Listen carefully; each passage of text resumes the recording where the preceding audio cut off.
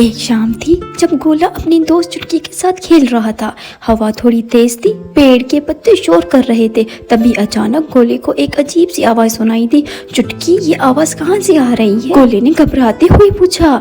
चुटकी ने ध्यान से सुना, लेकिन अब वो आवाज बंद हो गई थी। दोनों ने अपने आसपास देखा पर कुछ समझ नहीं आया। अचानक से फिर वही आवाज, इस बार और तेज। गोलू और चुटकी ने झट से पेड़ के पीछे देखा, लेकिन वहाँ कोई नहीं था।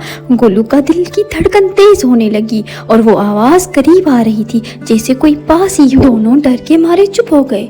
कौन है वहाँ? गोलू जोर से चिल्लाया। एक पल के लिए सब कुछ शांत हो गया। फिर एक जोर से आवाज आई, बूम, और एक छोटी सी बिल्ली झड़क से निकल आई। दोनों अचानक से हंसने लगे और गोलू ने कहा, आज तो सच में मैं डर गया था।